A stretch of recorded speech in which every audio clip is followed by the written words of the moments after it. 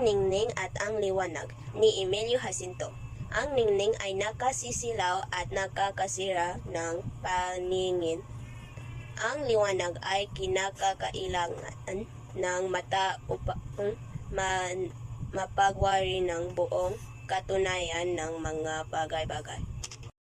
Ang bobog kung tinatamayan ng nag-aapoy ng sikat na araw ay nagniningning, ngunit sumusugat sa kamay ng nagaganyak na dumambot. Ang ningning ay maraya. Ating hanapin ang liwanag. Tayo'y huwag mabihani sa ningning. Sa katunayan ng masamang kaugalian, nadaraan na ang isang karwaheng maningning na hinihila ng kabayong matulin. Tayo'y magpupugay at ang isa sa loob ay mahal na tao ang nakaluan. Datapwat marahil naman isang mananakaw marahil sa ilalim ng kaniyang ipinatatanghal at mga hiyas na tinataglay ay natatago ng isang pusong sukabang. Nadaraan ang isang maralitan na nagkakanghirap sa pinapasan. Tayo'y napapangiti at isa sa loob saan kaya nakaw.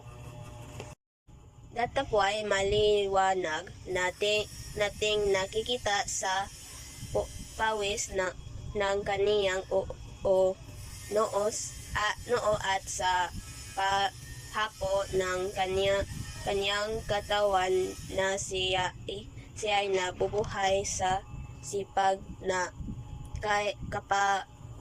kapagalang tunay.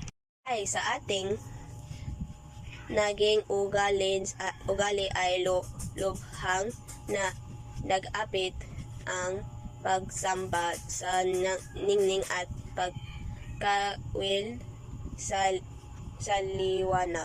Nga ang dahilan kung kaya ang mga loob na inaakay ng kapaluan at ang kasakiman ay nagpupumilit na lumitaw na maningning. Lalong-lalong na nga ang pinuno na pinagkatiwalaan ng ikagiginhawa ng kanilang mga sakop at walang ibang nasa kundi ng mamalagi sa kapagyarihan, sukdan, ikainis na at ikamatay ng bayan ng nagbibigay sa kanila ng kapagyarihan. Tayo'y mapagsampalataya sa ningning. Huwag natin pagtakhan ang ibig mabuhay sa dugo ng ating mga ugali at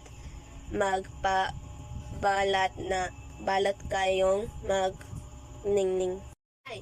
Kung ang ating dinudulugan at hinahainan na puspos na galang ay ang maliwanag, ang mga isip at akalang ano paman ay hindi hihiwalay sa maliwanag na banal na landas ng katuwiran. Ang kaliluhan at ang katampalasanan ay humahanap ng ningning upang hindi mapagmalas ng mga matang tumatanghal ng kanilang kapagitan. Ngunit ang kagalingan at ang pag-ibig na dahil say ay hubad sa ningning, mahinhin at maliwanag na mapapatanaw sa paningin.